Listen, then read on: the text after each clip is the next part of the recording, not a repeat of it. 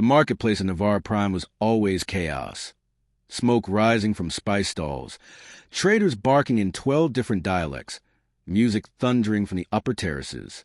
Humans were rare here, and Ethan Cole, former mechanic from Earth, felt like a single grain of sand in a sea of aliens. He had come only for parts, an ion converter for his shuttle, but somehow, as always, he was lost.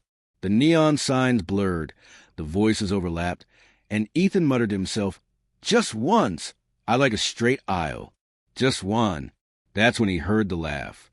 It was soft, musical, and undeniably amused. He turned and saw her leaning against a stall of woven star silks, a girl, though clearly not human. Her skin shimmered a deep bronze, patterned with faint stripes that moved like liquid under the light. Her eyes, slit-pupiled, golden, watched him with the playful patience of a predator. "You're circling like a confused pup," she purred, her accent lilting. Ethan blinked. "I'm not lost. I'm exploring." Exploring the same street 3 times? He winced. Maybe I'm a thorough explorer. Her laugh again. Then she tilted her head, eyes narrowing. "You're human." "Yeah. Is that a problem?" She stepped closer, studying him with curious intensity. "Not a problem. Just unusual. Few of your kind come here." She leaned forward slightly, lowering her voice to a conspiratorial whisper. "Do you know what you are right now?" Ethan frowned. A guy who needs converter?" "No," she smiled, sharp and teasing. "You are a gur." He blinked. "A what?" "A gur." She purred the word, rolling the sound in her throat like velvet and thunder combined. Ethan raised an eyebrow. "Okay, I feel like I'm supposed to know what that means, but I really don't." The alien girl laughed again, then beckoned him with a claw-tipped finger. "Come, I'll show you." Every warning Ethan had ever heard about strange planets screamed at him. Don't follow mysterious girls with golden eyes. But curiosity, and maybe the way her voice made the hair on his arm stand on end, pushed him forward. They wove through alleys until the noise of the marketplace dimmed, replaced by the hum of neon lanterns and the scent of spice smoke. She stopped before a mural painted on a cracked wall. Strange symbols and figures danced across it. Animals, warriors, spirals of fire. She pointed to one, a sleek feline-like beast, muscles coiled, fangs bared mid-roar. "That," she said, "is a gur, a hunter from my world. Silent, patient, deadly, but—" her smile returned, sly, also beautiful. Ethan looked from the beast to her, realization dawning. "Wait, are you saying I'm one of those?" She shook her head, amused. "No, human. You are not a gur. You are what we call prey. But the way you looked at me when I said the word, confused, lost, that was very gur-like. Curious, but clueless." Ethan groaned. "So, basically you're calling me an idiot in your language?" Her golden eyes gleamed. "Not idiot. Innocent. There's a difference." Her name, he soon learned, was Kayla. And somehow, despite the awkward introduction, they ended up wandering the district together. She moved with a grace that drew stares, weaving through crowds effortlessly. Ethan stumbled after her, trying not to trip on his own boots. "So what's your story?" he asked as they crossed a bridge strung with glowing vines. "Do you just hang out in markets calling strangers animals?" Kayla smirked. "I am a scholar, studying off-world species, their languages, their mistakes." "Mistakes? Like yours?" She tapped his chest lightly. "Walking blind into a maze without learning the words of the people around you. You humans wander and wonder. It is reckless." Ethan grinned despite himself. "Yeah, but maybe that's what makes us interesting." Kayla tilted her head, considering. Perhaps. As dusk fell, the market transformed. Lanterns lit up in cascading colors.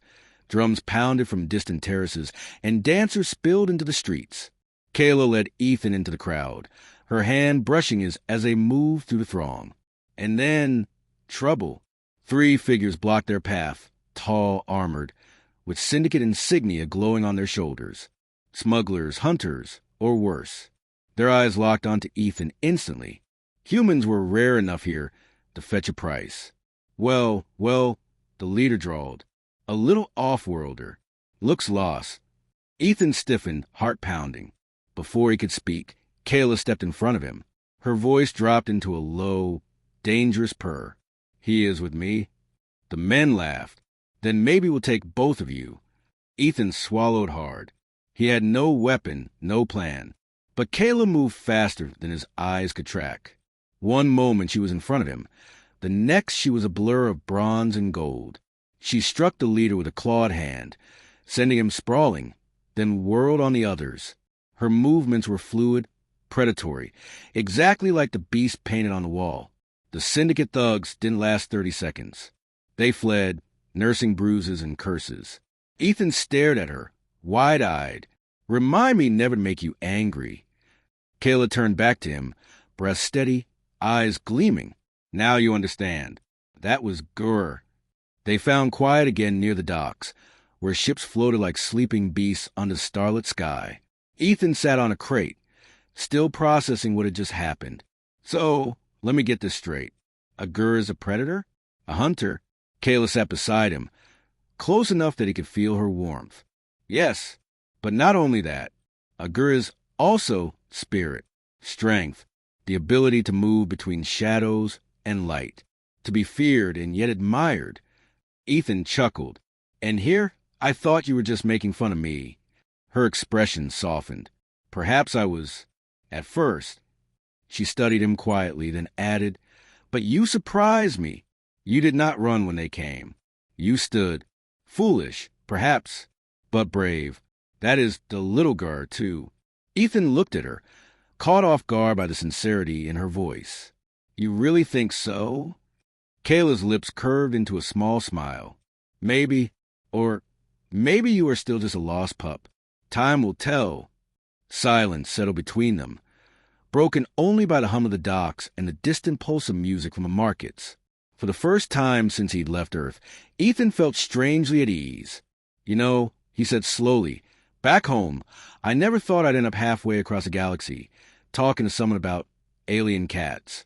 Kayla laughed softly, the sound like silk over steel. And I never thought I'd be explaining the heart of my people to a human boy who trips over his own boots. He grinned. Guess we're both full of surprises. Her golden eyes glowed faintly in the starlight as she leaned closer, voice low. Yes, and perhaps that is what makes you interesting. By the time Ethan finally found his ion converter, hours later, he realized something had shifted. He wasn't just another lost human in a strange market anymore. Because now, whenever he heard the word Gur, he wouldn't just think of a predator. He'd think of Kayla's laugh, her eyes, and the way she had looked at him. Not as prey, not as a stranger, but as someone worth surprising. And maybe, just maybe, he was a little Gur after all.